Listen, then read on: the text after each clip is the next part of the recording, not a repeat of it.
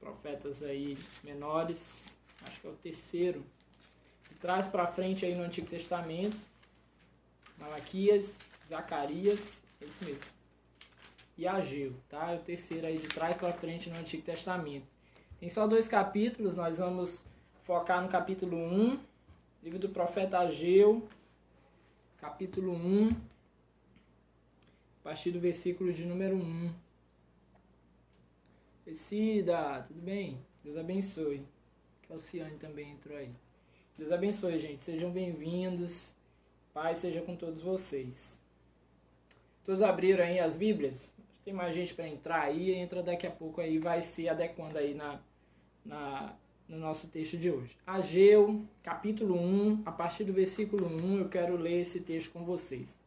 Diz assim: no primeiro dia do 6º mês do 2º ano do reinado de Dário, a palavra do Senhor veio por meio do profeta Ageu ao governador de Judá, Zorobabel, filho de Sealtiel, e ao sumo sacerdote Josué, filho de Josadaque, dizendo: assim diz o Senhor dos Exércitos, este povo afirma, ainda não chegou o tempo de reconstruir a casa do Senhor. Por isso a palavra do Senhor veio novamente por meio do profeta Ageu. Acaso é tempo de vocês morarem em casas de fino acabamento, enquanto a minha casa continua destruída? Agora, assim diz o Senhor dos Exércitos, vejam aonde os seus caminhos os levaram. Vocês têm plantado muito e colhido pouco. Vocês comem, mas não se fartam. Bebem, mas não se satisfazem. Vestem-se, mas não se aquecem. Aquele que recebe salário, recebe-o para colocá-lo numa bolsa furada. Assim diz o Senhor dos Exércitos, vejam aonde os seus caminhos os levaram. Subam o monte para trazer madeira, construam um templo para que eu me alegre e nele seja glorificado, diz o Senhor. Versículo 9. Vocês esperavam muito, mas eis que veio pouco, e o que vocês trouxeram para casa eu dissipei com um sopro. E por que eu fiz? Pergunta o Senhor dos Exércitos. Por causa do meu templo, que ainda está destruído, enquanto cada um de vocês se ocupa com a sua própria casa. Por isso, por causa de vocês, o céu reteve o orvalho, e a terra deixou de dar o seu fruto.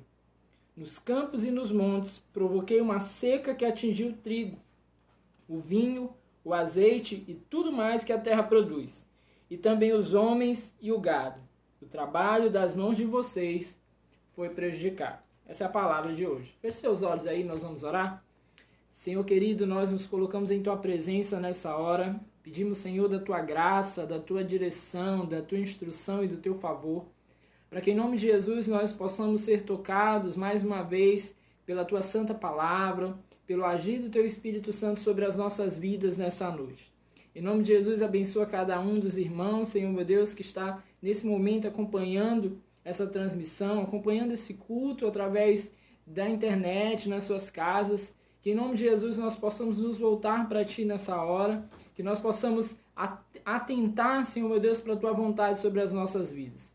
Pai querido, perdoa os nossos pecados, limpa o nosso coração de todo mal, de toda impureza, de toda injustiça, Senhor. Em nome de Jesus, nos volta para Ti, Senhor, mais uma vez. Pai amado, nós oramos e repreendemos em nome de Jesus tudo que não presta e que não vem do Senhor. Todo pensamento ruim, todo medo, toda apreensão, toda ansiedade, toda dor. Nós oramos e repreendemos, Senhor, desse lugar, das nossas casas e da nossa vida nessa hora. E pedimos ao Senhor nessa noite, mais uma vez, que apenas a Tua palavra e o Teu Santo Espírito tenham lugar para agir e reinar no meio de nós. Amém e amém. Bom, meus irmãos, tá travando aí? Deixa eu ver aqui se eu vou mudar aqui a internet. Ok, estão me vendo? Tá ok? Dá ok aí, só para eu saber que voltou aí.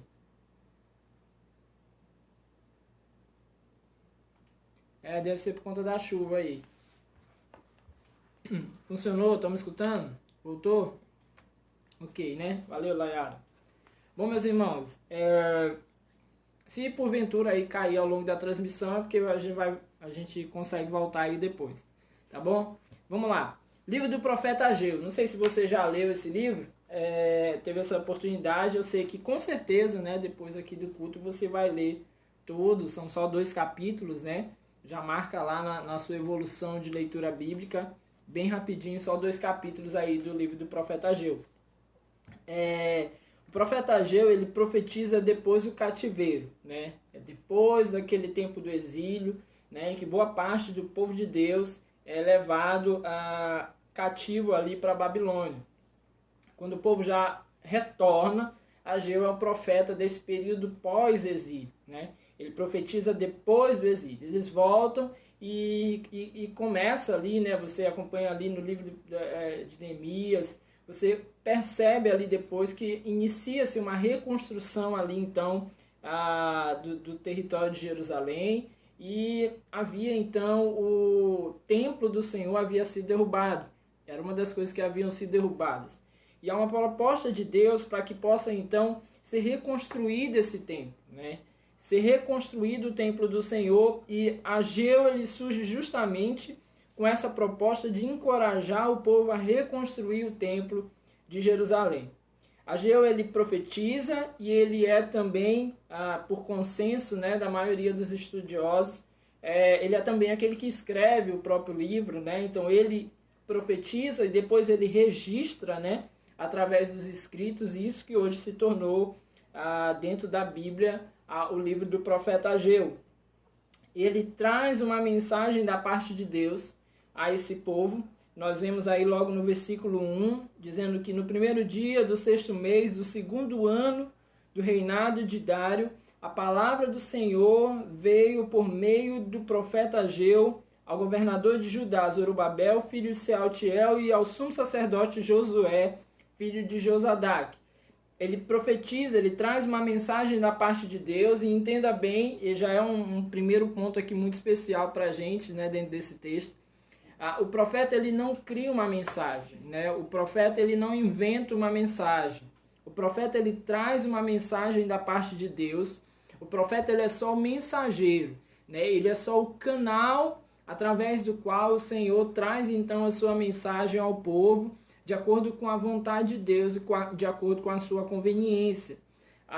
Nós vemos nesse período nós vamos chamar de construção, né, dos textos bíblicos, que Deus então direcionava esses homens a falarem, né, e depois, posteriormente, a registrarem aquilo que vai chegar hoje nas nossas mãos como a Bíblia Sagrada. Mas nos tempos de hoje, nós temos então uma entrega daquilo que o Senhor já revelou, né? Que é a sua palavra, né? O texto bíblico, é o texto sagrado. Então é muito importante que a gente entenda isso, né? Nesse tempo assim tão turbulento. Todo mundo recebe todo dia aí no WhatsApp uma profecia nova, né? Um profeta disse outro dia, né? O profeta da Globo, né? Ele vê a turbulência toda, e agora ele sai dizendo que profetizou, que isso, aquilo, né? Que viu, que já sabia, tudo ele conhece, tudo está confirmando, tudo já... Enfim. Então a gente tem muito profeta nesse tempo. Só que entenda uma coisa, a palavra do Senhor ela já é revelada a nós no tempo de hoje, né? Então nós precisamos, meus irmãos, somente daquilo que o Senhor já nos revelou através da sua palavra. E o que ele falou, está falado, é isso que nós precisamos. Então não se alimente, né, de áudiozinho aí, de WhatsApp, né, essas conversinhas de gente que quer estar toda hora ali, muitas vezes até chamando a atenção para coisas que o Senhor já falou, né? Então traz ali uma maquiagem, um enfeite, um drama, né? Joga ali o áudiozinho ali no WhatsApp, dá às vezes até medo nas pessoas, quando na verdade a proposta de Deus já foi nos entregue. Deus é tão maravilhoso que quando a gente chega em Apocalipse, ele já revelou até como vai ser até lá no fim, tudo que é da vontade de Deus nos revelar, ele já revelou. Então não vamos nos prender, né, essa ideia de toda hora ter um profeta diferente aí falando coisas que não provêm da parte de Deus. Deus então vai nos enviar profetas nesse tempo para revelar somente a sua palavra, né? Isso nós precisamos de entender, tá certo? Então o profeta Ageu ele traz a mensagem da parte de Deus a esse povo como mensageiro. Ele não inventa, ele não traz nada que fosse da sua cabeça, mas ele traz somente a mensagem da parte do Senhor. Diz aqui que é no tempo do rei Dário, né, o Dario, algumas pessoas pronunciam Dario, que não é o mesmo lá do livro de Daniel, é um outro, né, já é um outro tempo aqui um pouco posterior, tá? E esse rei, ele havia suspendido uma espécie de lei, um edito, né, que estabelecia então que o povo não poderia reconstruir o templo.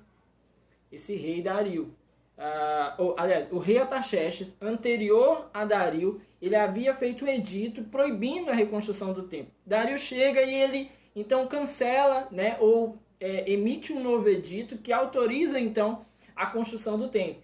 Então o povo está vivendo num tempo em que houve a permissão do retorno do povo para sua terra. Esdras, no capítulo 1, vai trazer então esse entendimento, né? O povo havia sido permitido voltar para sua terra, eles têm permissão de construção do templo, e há uma importância desse templo para o Senhor, e por isso então ele levanta Ageu para encorajar então o seu povo para que pudesse construir esse templo. E qual era a importância? Eu estou tomando bastante cuidado aqui para que você possa entender essa introdução. E qual a importância desse templo? Aí depois você vai, como eu disse, você vai poder ler aí o capítulo 2, nós não vamos entrar nele hoje. Mas qual a importância desse templo? Você vai chegar no capítulo 2, talvez seja um versículo lá que você conhece muito, né? No versículo 9 diz: a glória deste novo templo será maior do que o do antigo, diz o Senhor dos Exércitos, né? O versículo conhecido por muitos como a glória da segunda casa será maior do que a da primeira. E conhecido e utilizado de maneira errada por muitas pessoas, né? Que acabam utilizando esse versículo para toda e qualquer coisa. Qual era a grande intenção de Deus com esse templo? Ele tem uma intenção temporal, né? De trazer o povo para um compromisso com ele, que nós vamos ver aqui hoje. Mas ele tem uma intenção também profética, porque esse novo templo, ele prenuncia, né, o templo Jesus Cristo.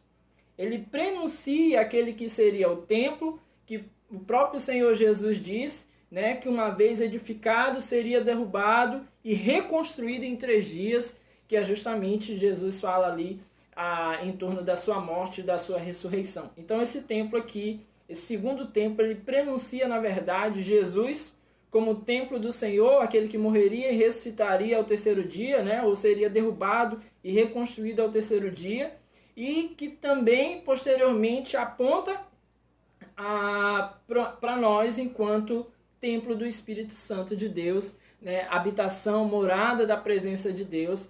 Então esse templo ele tem uma importância profética também nesse momento aqui da história, né? Então ele tem a sua aplicação temporal e ele tem a sua aplicação profética também. Então isso, depois quando você ler o capítulo 2, você vai conseguir entender a importância desse templo e por que Deus queria tanto motivar o seu povo a reconstruir esse templo, né? Então tem algumas coisas que a gente vai aprender aqui ao longo desse texto, e aí eu queria que você acompanhasse comigo. No versículo 1, né, como eu disse, o profeta ali se dirige a quem?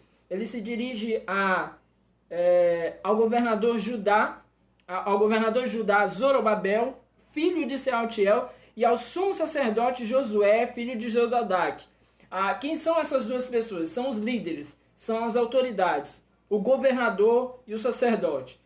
O profeta se dirige então à autoridade política e se dirige também à autoridade, vamos chamar de religiosa, né, eclesiástica ali no meio daquele povo, né? Seria mais ou menos essa a ideia. Porque nós vemos então a importância que há de que as coisas aconteçam, né, através das autoridades do povo, né? Os grandes feitos de Deus movendo então o coração das autoridades até com a intenção de conceder legitimidade àquilo que está acontecendo. Então o profeta se dirige às lideranças religiosa e política, né, de frente para o povo. Era um tempo ali, né, os estudiosos apontam que esse dia possivelmente era um dia de celebração ali no meio do povo, então o povo estava ali presente ou reunido ou nas ruas, né? Então tudo indica que esse era o acontecimento.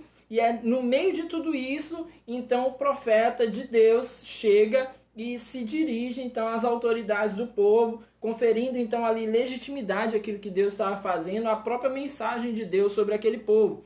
Então ele se dirige aos líderes e o versículo 2 vai nos mostrar então: assim diz o Senhor dos Exércitos. Esse povo afirma: ainda não chegou o tempo de reconstruir a casa do Senhor. Então, meus irmãos, agora nós vamos ver, Deus reforça primeiro a sua soberania. Ele se apresenta: assim diz o Senhor dos Exércitos.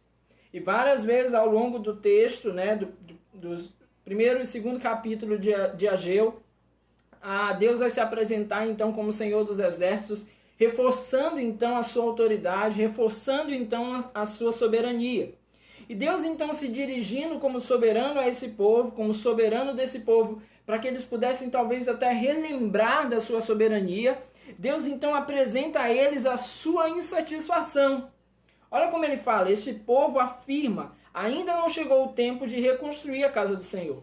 A gente vê ao longo do Antigo Testamento, muitas vezes Deus se referindo ao meu povo. Mas agora Deus olha para o povo e diz: este povo. Ele não chama de meu povo, né? Então, com isso, o Senhor acaba demonstrando através da boca do profeta a sua insatisfação com o momento, a sua insatisfação com o posicionamento desse povo. Esse povo, ele diz, ele não chama de meu povo. Então, ele demonstra a sua insatisfação. E com o que ele estava incomodado? Com a acomodação do povo. O povo dizia, segundo o próprio Deus, que ainda não havia chegado a hora do templo ser reconstruído, da casa do Senhor ser reconstruída. Então, havia uma insatisfação de Deus, porque esse povo estava, então, acomodado. Eles entendiam que não era a hora de reconstrução da casa do Senhor. Na verdade, eles haviam começado a obra, mas é aquilo que a gente vai chamar popularmente de meia boca. Eles começaram no ritmo lento, os materiais não são os melhores, eles não fazem da melhor maneira, e estão fazendo tudo ali meia boca, né? Há quem diga também nas coxas, né? Então, eles não estão fazendo com a sua dedicação integral e eles estão vivendo, então, acomodados. E o Senhor vai reforçar, primeiro, a sua soberania, e porque Ele é soberano, Ele demonstra, então, também a sua insatisfação. Eu estou insatisfeito com um povo acomodado.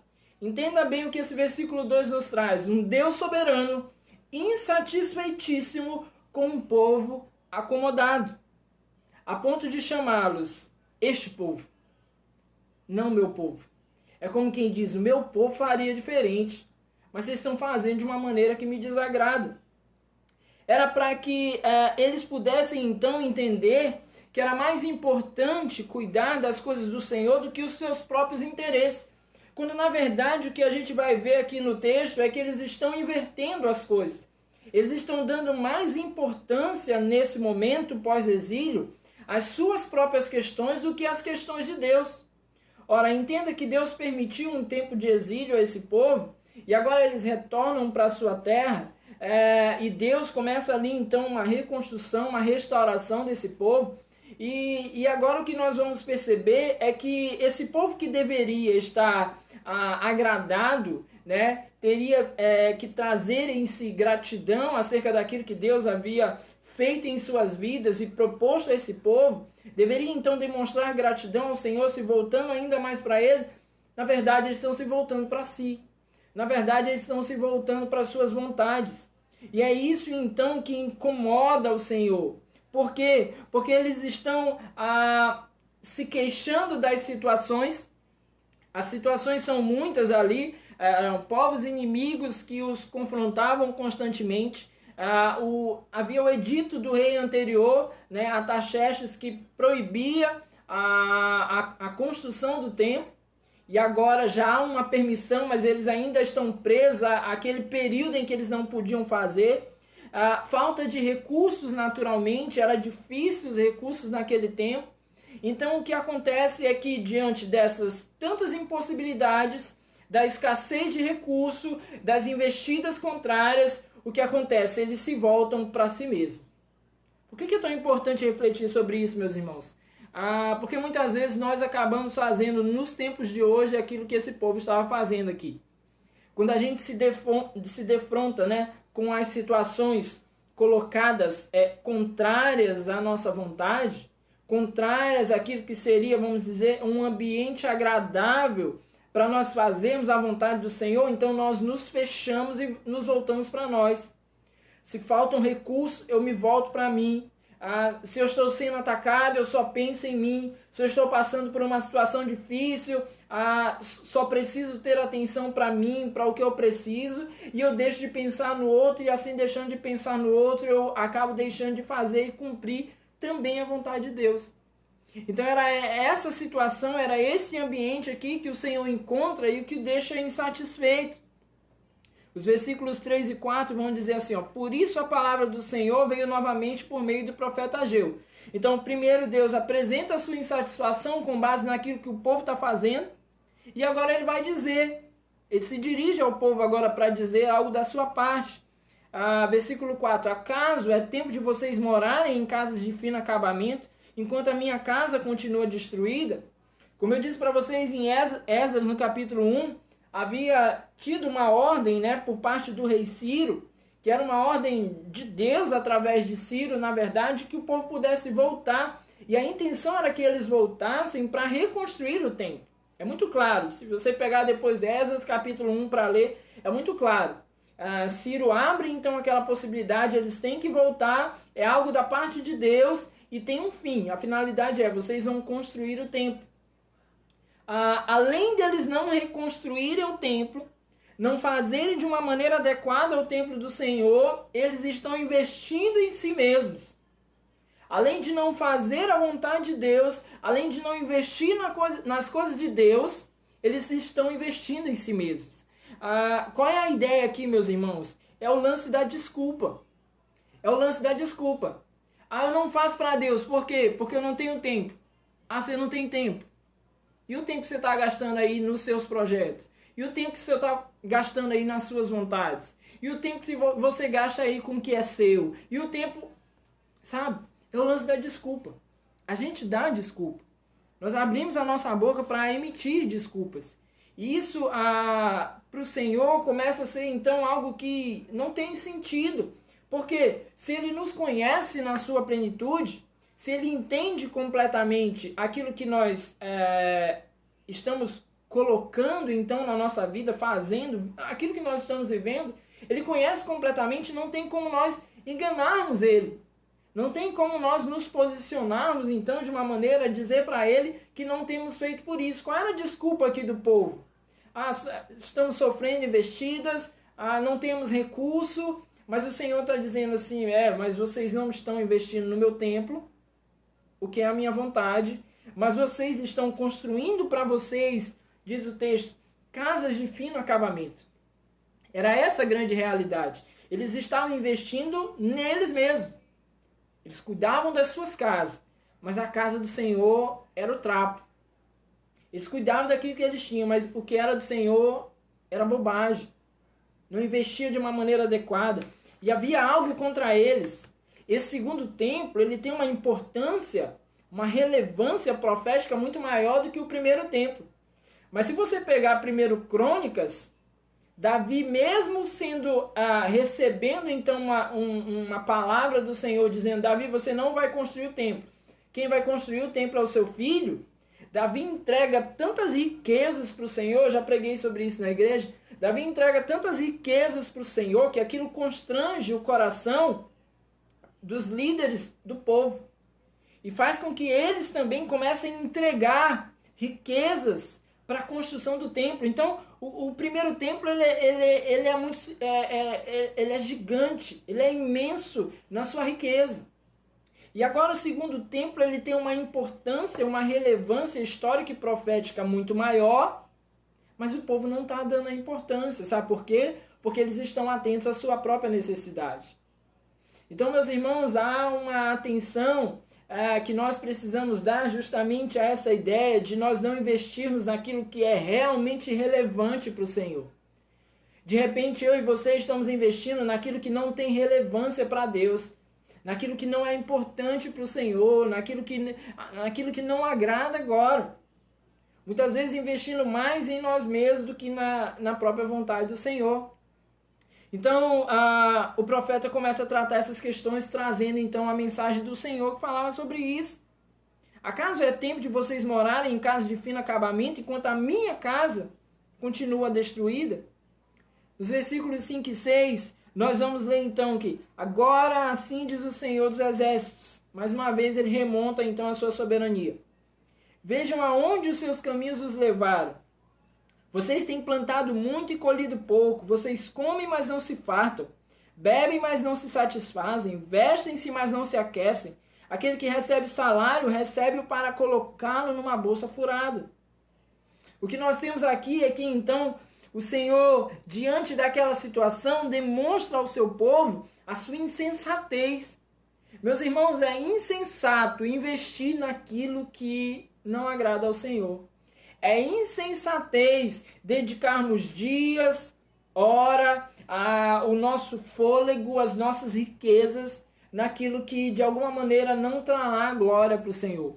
Porque se a palavra já nos deixa claro que tudo é para a glória dele, que dele, por ele, para ele são todas as coisas, quando eu vivo de uma maneira que a minha vida, que os meus recursos, que aquilo que eu faço não agrada, não glorifica ao Senhor, eu sou insensato.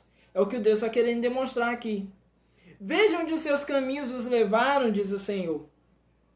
Muitas vezes nós precisamos, então, meus irmãos, recordar daquilo que nós já vivemos. Porque, na verdade, na nossa vida, nós já temos vários exemplos, fatalmente, daquilo que nós vivemos antes, que nos tirava, então, do caminho do Senhor.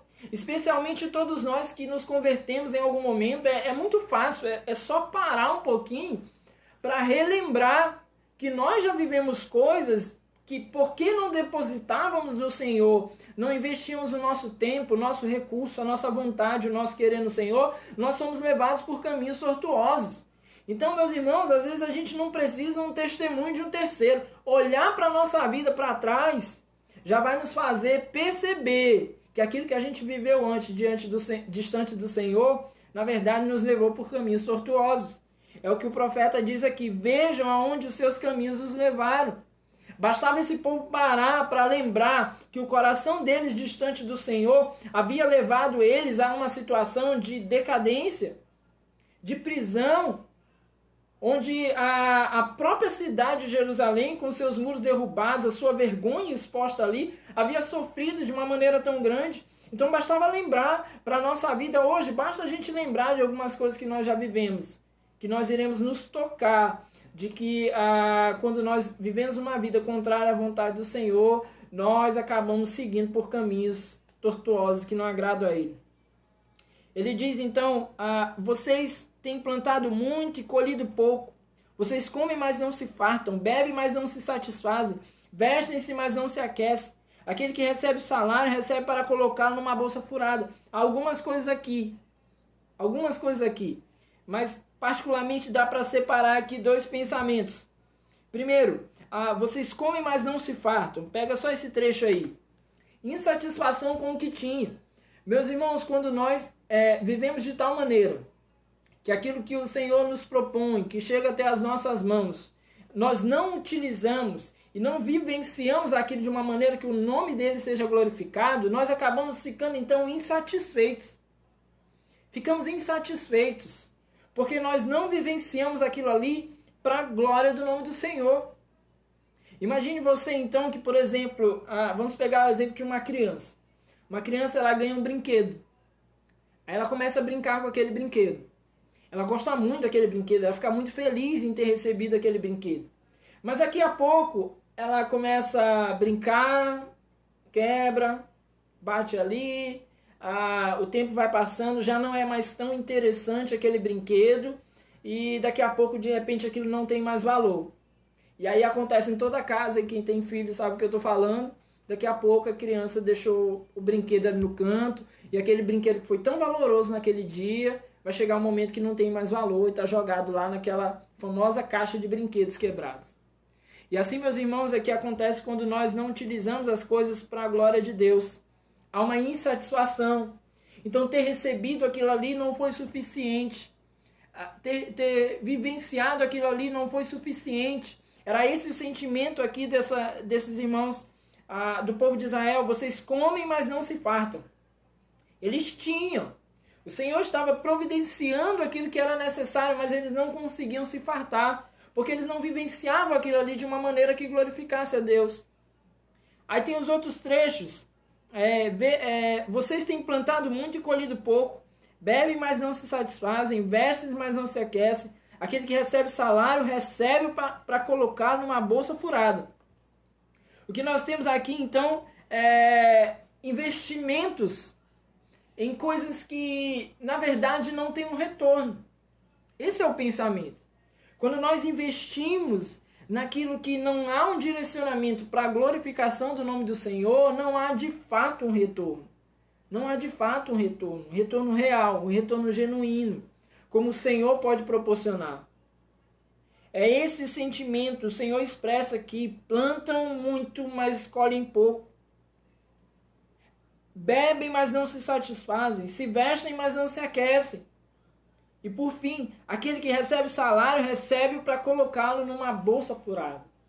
Então é justamente essa a ideia, a frustração, sabe por quê? Porque eles acabavam retendo aquilo que eles deveriam entregar a Deus, e isso também funciona para os dias de hoje. Quando nós retemos aquilo que nós precisamos entregar a Deus, nós vivemos então frustração, meus irmãos.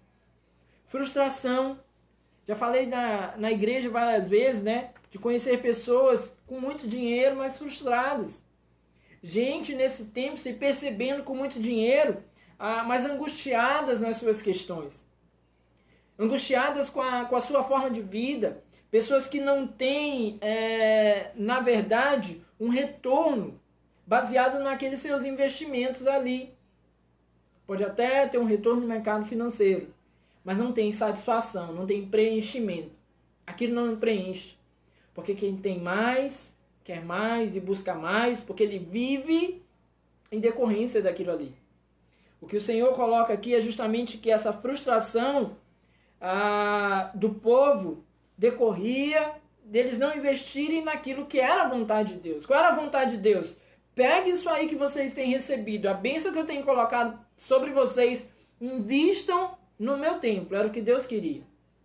Deus queria, pastor, porque ele não tinha recursos? Jamais. Deus é o dono dos recursos. Mas Deus queria um coração dobrado diante dele. É por isso que Neemias, no livro do profeta Neemias, nós vamos ver que o povo estava retendo o que pertencia a Deus. E nós vemos Malaquias também, cerca de 100 anos depois, apontando que o povo estava roubando Deus nos dízimos e nas ofertas. Eu não quero entrar aqui num debate a respeito somente das questões financeiras, mas eu quero que você amplie o seu pensamento. Que não apenas naquilo que é financeiro, mas em tudo aquilo que nós deveríamos lançar em direção a Deus, para usar, para que o nome dele seja glorificado, e que nós não usamos, há uma insatisfação. Aí eu vou pular aqui para uma área que de repente você não tenha pensado aí. O casamento, por exemplo. Eu tenho escrito esses dias acerca de casamento, estou preparando um livro. E uma coisa que eu vinha refletindo nesses últimos dias é justamente acerca de pessoas frustradas no seu casamento. E por que são frustradas no seu casamento? Porque tentam utilizar o casamento para satisfação pessoal. Eles entram no casamento para serem satisfeitos pelo outro. Só que o outro é imperfeito. Eu sou imperfeito, o outro é imperfeito. E fica um imperfeito tentando encontrar no outro, que também é imperfeito, a plenitude, a sua satisfação pessoal. E ele não consegue. E aí essas pessoas insatisfeitas no seu casamento acabam então ali tentando buscar de uma outra maneira essa satisfação. Aí buscam no consumismo, buscam nas traições, buscam na pornografia, buscam nos filhos muitas vezes a ideia de satisfação, porque não estão satisfeitos no casamento. E por que isso acontece? Porque eles tentaram usar o casamento para satisfação pessoal, quando na verdade o casamento é a forma, uma das grandes e maravilhosas formas de demonstrar a glória de Deus, a relação de Cristo e a igreja do Senhor, a glória de Deus manifestada aqui na terra, a ousadia de Deus de pegar pessoas imperfeitas e torná-los seus filhos. Tudo isso está ali envolvido no casamento. Então o casamento ele precisa ser utilizado para a glória do Senhor. A família precisa ser uma bênção, não por ser uma bênção em si só, mas ela precisa ser uma bênção, porque uma família sendo uma bênção, um casamento sendo uma bênção, ele glorifica o nome do Senhor, ele é utilizado agora para o fim que ele foi chamado para demonstrar. Mas quando as pessoas não buscam isso dessa maneira, eles acabam então se frustrando ali no seu relacionamento. Você consegue entender isso? Então não é só pela finança. Apesar de que eu entendo sim que isso também cabe nas questões financeiras, quando eu tenho os meus recursos e não direciono para Deus, né? Quando aquilo que eu tenho, eu não declaro que aquilo é do Senhor, então eu não uso para a glória de Deus, então eu estou sempre pensando em mim, eu estou sempre pensando em ter mais. Aí eu sempre falo, né? Aquela pessoa que faz do dízimo uma conta a pagar. Aí ele faz do dízimo uma conta a pagar, então ele fica naquele relacionamento com Deus como se ele fosse um devedor e não alguém que tem gratidão a Deus por aquilo que Deus já fez na sua vida, porque ele tem uma conta a pagar todo mês que representa 10% do salário dele. Então é uma relação que ele cria na sua mente que Deus não exigiu. Então há tantas outras coisas que acabam sendo demonstradas aqui. Esse povo não vivia então a plenitude, havia uma frustração, porque eles investiam naquilo que não era a vontade de Deus. E investiam muito, investiam alto, mas os resultados eram insignificantes. Eles investiam em belas casas. O versículo 2 trouxe casas suntuosas, casas belíssimas. Mas vocês têm o sentimento de que as coisas não estão indo bem, diz o Senhor aqui no versículo 6. E aí, para a gente entrar aqui no encerramento, os versículos 7 e 9 vão trazer então a razão do sofrimento desse povo. Qual era a razão desse sofrimento? Decorrente de tudo aquilo que já foi apresentado nos versículos 5 e 6, o Senhor vai nos demonstrar então que o sofrimento que esse povo está passando decorre das suas motivações. E esse muitas vezes é o nosso grande problema, meus irmãos. Versículo 7, assim diz o Senhor dos Exércitos, vejam aonde os seus caminhos os levaram. Mais uma vez ele retoma a ideia, né, de que, olhando para o passado deles, eles vão ver que eles já fizeram coisas erradas demais.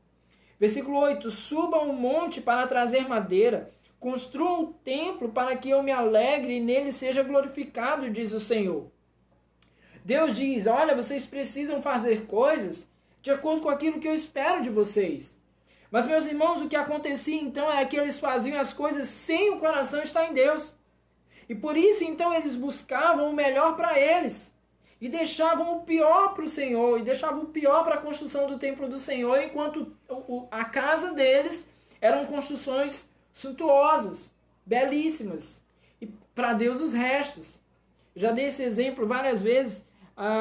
Eu vejo, está chegando aí festas juninas. Meus irmãos, eu não sei se vão abrir para as festas juninas, mas eu tenho certeza que tem dono de boi que está trabalhando como se fosse abrir. Eu tenho certeza. Eu tenho certeza. Sabe por quê? Porque as pessoas que trabalham nas festas juninas, todas essas ditas, né, aqui no Maranhão, brincadeiras de festa junina, eles têm um zelo. Já viu um boi de perto? Né? Quando você ia ali no João Paulo, aqui que eu moro. Você ia lá no João Paulo, você já viu o boi de perto? Gente, o cuidado que eles têm em colocar cada paetezinho daqueles, cada pecinha daqueles, noites e noites reviradas, o cuidado que eles fazem, depositam então naquilo ali que é um instrumento de adoração. E muitas vezes nós cristãos não conseguimos fazer as coisas para Deus com zelo. Nós não conseguimos fazer para Deus com o nosso melhor, sempre é o resto. É o resto do tempo, é o resto do dinheiro, é o resto dos recursos, é o resto da minha dedicação, é o resto. Sempre é o resto. Essa é a grande realidade. É tudo meia boca, é tudo não tem a intenção adequada, é tudo, vai fazer uma peça. Já viu peça de crente? É TNT. É roupa TNT, é Jesus TNT, demônio TNT. Eu já sei até como é todas as peças dos crentes. É Jesus, TNT branco e o TNT vermelho aqui, né, para fazer a faixa, e o TNT preto nos demônios. E se tiver uns anjinhos lá, é os TNT branco nos anjos. Ou uma camisa branca e a camisa preta. Parece que a gente é sempre assim os restos. Ou eu tô mentindo? É sempre assim. E o que Deus está demonstrando aqui, meus irmãos, Suba ao monte para trazer madeira. Construa um templo para que eu me alegre e nele seja glorificado. Deus está mostrando aqui que há uma alegria nele quando nós nos dedicamos com zelo a fazer a sua vontade. Quando nós dedicamos tempo a fazer a sua vontade. Uma coisa que eu sempre digo na igreja, quem é da nossa igreja aí vai lembrar que eu falo isso, é que se o patrão da gente disser assim, olha, você tem que chegar 1 hora mais cedo, a gente acorda 1 hora mais cedo. E sai 1 hora mais cedo. Mas se disser assim, tem um propósito de oração, vamos acordar 1 hora mais cedo? Ah, não consegui, ah, não acordei, ah, o despertador, ah, ainda não estou acostumado. Aí a gente coloca um monte de coisas para dizer assim que não deu certo. Mas se o patrão disser, eu preciso de você 1 hora mais cedo, esse mês todo, você está lá todo dia dedicado. Ou eu estou mentindo? E o Senhor tem uma alegria quando a gente se dedica para aquilo que é dele. Vocês esperavam muito, mas eis que veio pouco. Então o Senhor apresenta então a consequência daquilo ali. Vocês esperavam muito, mas eis que veio pouco. E o que vocês trouxeram para casa eu dissipei com um sopro. E o que eu fiz, pergunta o Senhor dos Exércitos, por causa do meu templo que ainda está... E por que eu fiz? Por causa do meu templo que ainda está destruído. Enquanto cada um de vocês se ocupa com a sua própria casa. Então, meus irmãos, entenda outra coisa aqui. Deus é Deus de primícias. Deus é Deus do melhor. Deus é o Deus que espera de nós o melhor. Ele esperava que o povo colocasse em primeiro lugar. Ele esperava que o povo oferecesse o melhor para ele. E por conta disso, porque eles não ofereciam o melhor, eles também não recebiam a recompensa abençoadora do cuidar de Deus sobre a vida deles. Então talvez nós não estamos recebendo a recompensa abençoadora da parte de Deus, porque não temos nos dedicado a vivenciar o melhor para Ele todos os dias. Quer seja com os nossos recursos, quer seja com o nosso tempo, quer seja com nossa dedicação, quer seja com o nosso amor, quer seja com a nossa reverência, quer seja com o nosso cuidado com o pecado.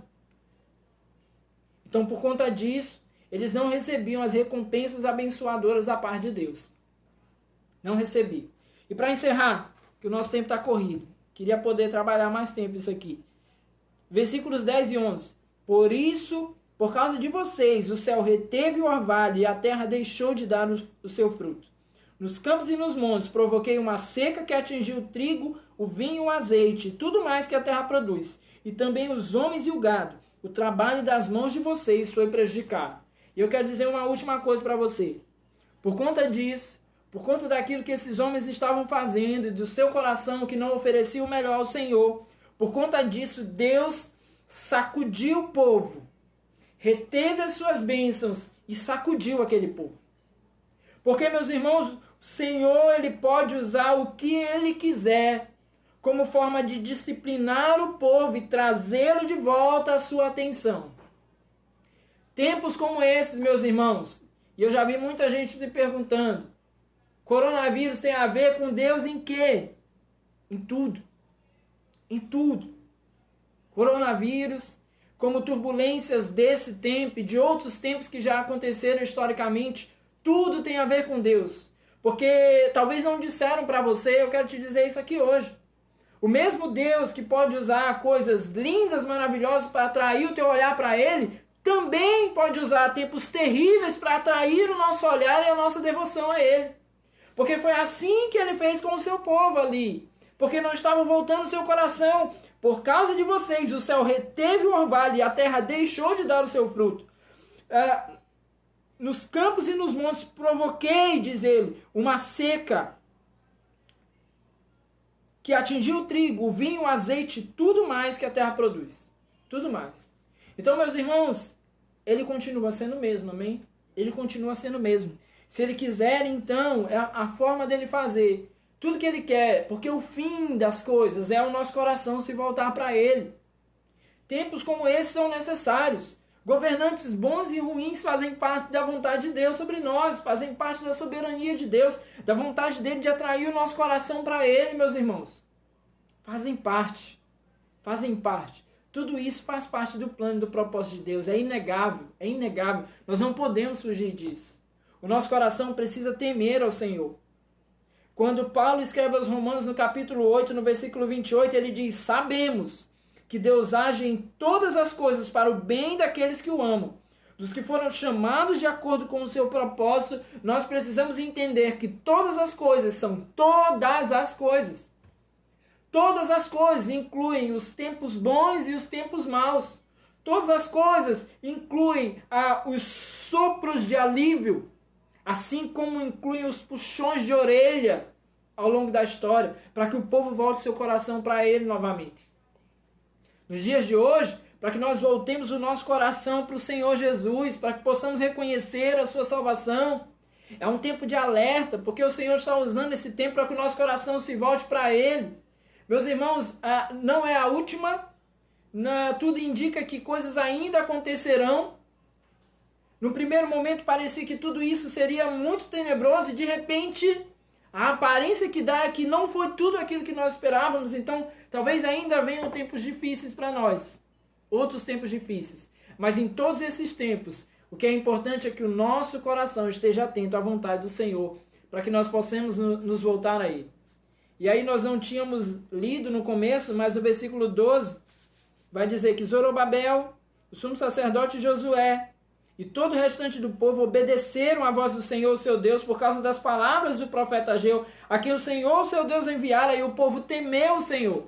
E no versículo 13 diz, então Ageu, mensageiro do Senhor, trouxe essa mensagem do Senhor para o povo. Eu estou com vocês, declara o Senhor.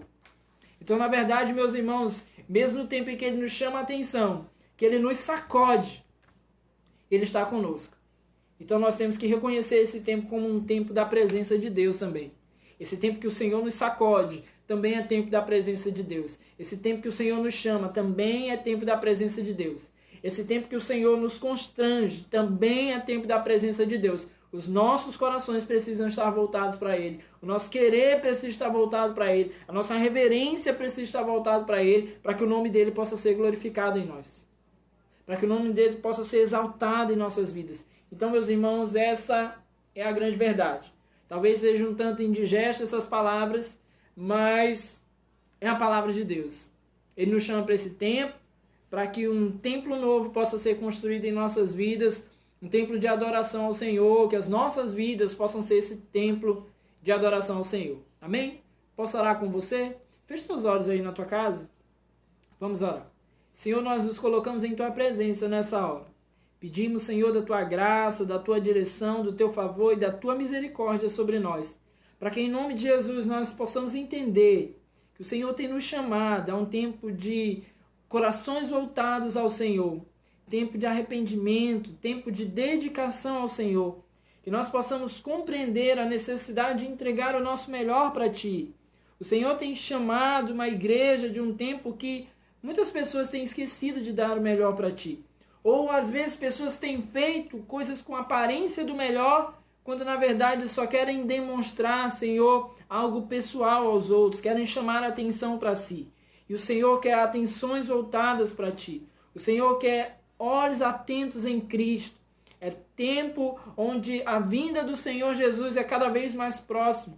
Em Atos diz que da maneira como Ele subiu, Ele vai voltar. Então os nossos corações precisam estar atentos, os nossos olhos fixos nele, para que em nome de Jesus nós possamos perceber a vinda dele é próxima e os nossos corações precisam estar derramados na sua presença. Que nós possamos dar o nosso melhor, o melhor daquilo que nós somos, o melhor daquilo que nós temos. Sabemos que somos imperfeitos, mas tudo aquilo que o Senhor colocar em nós, que nós possamos voltar para Ti, em louvor, glória, honra e adoração, em nome de Jesus. Amém e amém. Bom, meus irmãos, essa palavra de hoje, Deus possa ter abençoado a sua vida. Obrigado a cada pessoa aí que esteve presente conosco. E quarta-feira nós temos o nosso próximo culto, né? Nós temos feito culto segunda e quarta-feira, né? Quero chamar a Neuza aqui para ela dar uma notícia aqui para você rapidinho. Segura aí. Neuza, vem cá. A gente vai dar uma notícia para você. Quarta-feira é o nosso próximo culto, você já sabe, né? Já tá... Entra aqui. Uma notícia para vocês. Cadê as crianças aí? Eu sei que elas estão tudinho assistindo com vocês. Vem cá, Neuza. Dá um aviso aqui pro pessoal. Ei, gente, boa noite, paz. Quarta-feira nós temos um encontro marcado aqui, né, no Instagram da nossa igreja. E nós vamos ter o culto online para as crianças, a live das crianças, né? Um culto onde a palavra de Deus ela vai falar aos corações das crianças, dos papais, das mamães. Então, fica com a gente, vai ser uma bênção, viu? Então, chama todo mundo. E aí avisa para os vizinhos, ó, vai ter, né, na nossa igreja, quarta-feira, né, vai ter as crianças também, tá? Então os pais vão poder acompanhar, claro, né, todo mundo junto com as crianças. Então se prepare, separa esse tempo, bota a menina para jantar mais cedo, né, banha logo, organiza, prepara a cabeça deles desde hoje para estar preparado para esse tempo na quarta-feira, 8 horas da noite, tá bom? Então já espalha aí para todo mundo, a gente vai fazer um banner já para divulgar amanhã, tá? Então quarta-feira, nossa quarta com Jesus vai ser, ó, com a tia Nenoca, um culto especial voltado com uma palavra, né, muito voltado para as nossas crianças, mas claro que eu tenho certeza vai falar aos nossos corações, tá bom? Deus abençoe vocês, obrigado, Miguel que estava aí acompanhando, irmão Jailson, Help, Emerson, Glauci, Paulinho, Lívia, a Lívia tá feliz, Dora, né, Vanusa, todo mundo, Fabi do ITQ, Deus abençoe, Fabi, Glauci, Deus abençoe todo mundo, tá bom? Deus abençoe vocês e até quarta-feira em nome de Jesus. Rose também, Deus abençoe. Bruno, todo mundo. Deus abençoe vocês. Magno, Valdeir, Vitória, todo mundo, gente. Deus abençoe. Cheira, tá? Fernandinho. Tchau, tchau.